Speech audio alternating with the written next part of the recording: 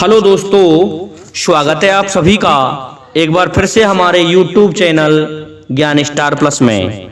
तो दोस्तों, आज हमने कमेंट चुना है श्रीमान राम गोपाल साख्या का, और ये लिखते हैं कि मुझे वीडियो बहुत अच्छा लगा। मेरा भी एक प्रश्न है, ढाई बाप को जायो मुंह से मुंह लड़ाने आयो। दोस्तों, इनका बहुत सुंदर कमेंट।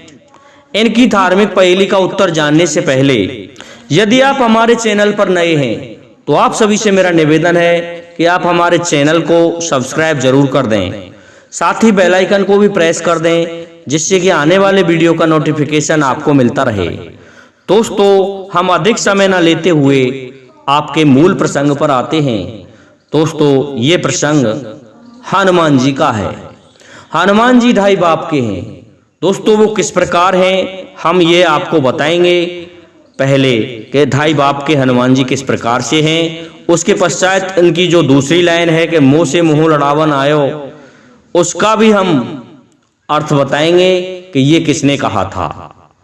क्या हुआ दोस्तों कि जब भगवान शिव ने समुद्र मंथन कराया तो उस समय विष निकला था और उस विष को भगवान शिव पी गए।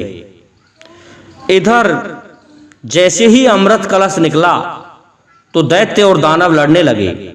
तो भगवान श्री हरि विष्णु ने मोहिनी स्वरूप धारण करके उस कलश को ले लिया। तो उस स्वरूप की कुछ झलक भगवान शिव को दिखाई दे गई।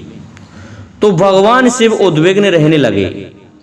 जब भगवान शिव से वापस मिलने के लिए दैत्यों को अमृत न बांट करके देवताओं को पिला दिया, तब अपना कार्य पूरा करके भगवान श्री हरि विष्णु भगवान शिव के पास आए और भगवान शिव से कहने लगे कि प्रभु, आपने समुद्र मंथन कराया परंतु आप कुछ उद्विग्न दिखाई दे रहे हो।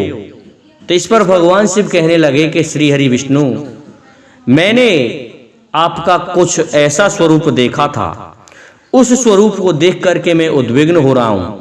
यदि मुझे उसी स्वरूप के आप दर्शन कराएं तो मैं सही हो सकता हूं। तो भगवान श्री हरि विष्णु ने पुनः वही रूप धारण किया और उस स्वरूप को देख करके भगवान शिव का तेज स्खलित हुआ। वह तेज दोस्तों, वहां पर कुछ एक ऋषि मुनि यज्ञ कर रहे थे, उनके यज्ञ में जाकर के गिर पड़ा। एक ज्वाला के रूप में वह तेज उनके हवन कुंड में जाकर के स्थापित हो गया। अब क्या होता है दोस्तों, इधर पवन देव और उनकी पत्नी पुंजित सला, जो कि दूसरे जन्म में अंजना आकर के बनी थी, ये दोनों जल क्रीड़ा करने और मतंग मुनि के आश्रम के समीप आ गए। वहां पर ये एक नदी में स्नान कर रहे थे, जल क्रीड़ा कर रहे थे, शोरगुल कर रहे थे। उनके शोरगुल से परेशान होकर के मतंग मुनि ने देखा और उनसे कहा कि इस तरह शोरगुल ना करें, मेरी तपस्या में विघ्न पड़ता है। लेकिन दोस्तों, पुंजित सला नहीं मानी और जोर जोर से आवाज करने लगी। इस पर मुनि नाराज हुए और उन्होंने उसे श्राप दे दिया कि जा तू बंदरी हो जा। इस प्रकार से पुंजित सला बंदरी बन गई। अब जब वह गिड़गिड़ाने लगी भीख के लिए कि मुझे पहला जैसा कर दो, तो उन्होंने कहा कि यदि भगवान शिव की ये तपस्या करे तो ही ये सही हो सकती है।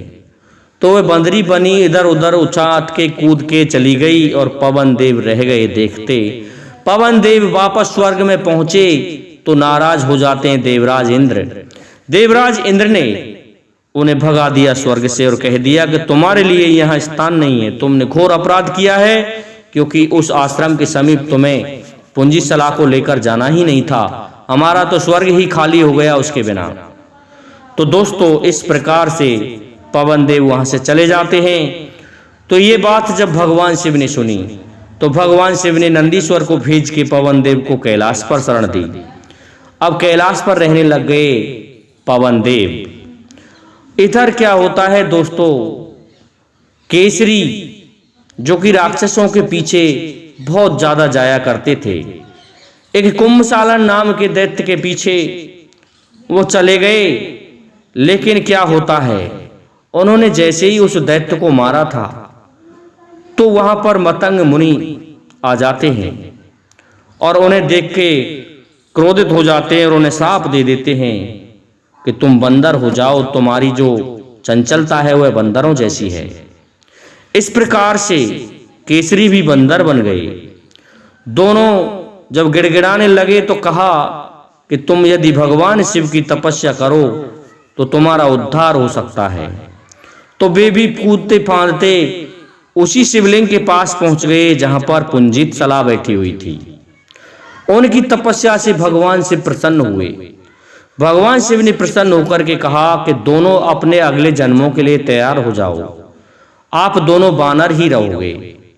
तो दोस्तों पुंजित सला अंजना के रूप में पैदा हुई और केसरी उसी देह से थे, वो बानर के बानर, और उनसे कहा कि आप चाहो तो इंसान भी बन सकते हो और चाहो जब बानर बन सकते हो। इस तरह का वरदान केसरी को दे दिया गया। अब तो दोनों आ जाते हैं और पुंजित सला कुंजर के यहां जाकर के जन्म लेती है। अंजना नाम रखा जाता है।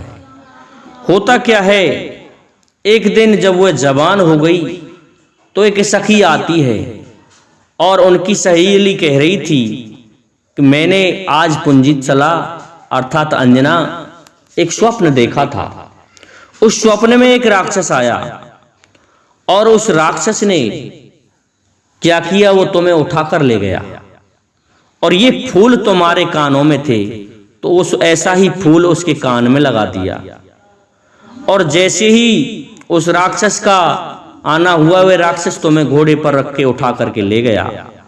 लेकिन तभी एक राजकुमार आया और उस राजकुमार ने तुम्हें छुड़ा दिया।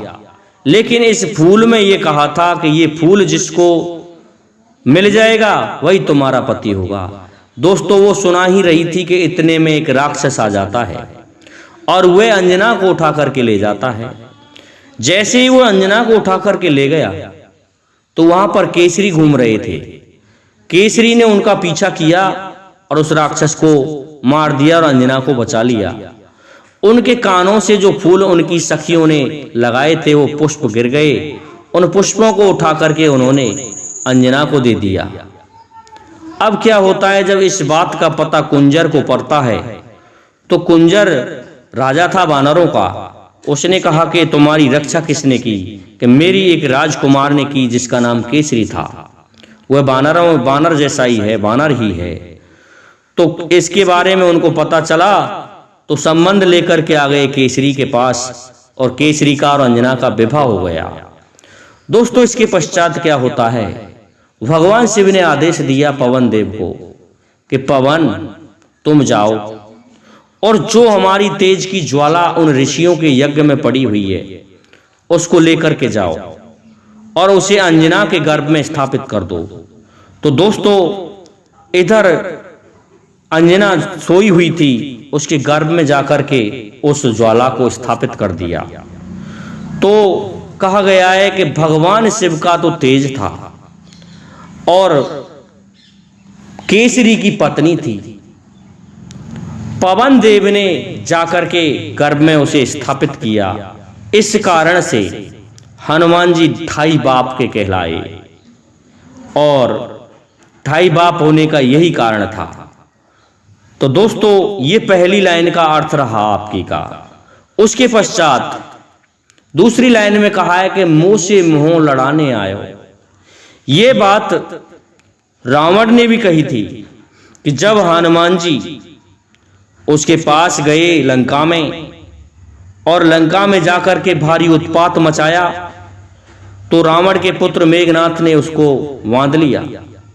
बांधने के पश्चात जब रावण डींग हाँकने लगा तो हनुमान जी कहने लगे कि दुष्ट रावण, तू तेरा उद्धार चाहता है तो तू राम की शरण में चला जा। और तू, मैं जानता हूं जब वह डींग मार रहा था कि मुझे पता है तेरी सहस्त्रबाहु से लड़ाई हुई थी, तो वह भी मुझे पता है, तेरे इतिहास का मुझे पता है। तो इस पर रावण ने कहा था कि बंदरी के बच्चे, तू मुझसे मुंह लड़ाने आया है, ढाई बाप को जायो मोते मोह लड़ाने आयो। अरे तू मुझे क्या शिक्षा देता है, मैं तेरी शिक्षा लूंगा। तो इस प्रकार से नाराज हुआ होकर के रावण क्रोधित हो जाता है और कहता है कि इसने हमारे पुत्र अक्षय को मार दिया है, इसलिए इसको कोई दंड दिया जाए। तो उस जगह दंड का विधान किया और सरस्वती उसकी जीभ पर बैठी और उसने कह दिया कि इसका अंग भंग कर दिया जाए। तो दोस्तों उनकी पूंछ में आग लगाई गई और हनुमान जी के द्वारा लंका जलाई गई। तो उस जगह रावण ने हनुमान जी से ये कहा था कि ढाई बाप को जायो मोते मुंह लड़ाने आयो। दोस्तों मैं समझता हूं श्रीमान राम गोपाल साखिया जी आपको आपके प्रश्न का उत्तर मिल गया होगा।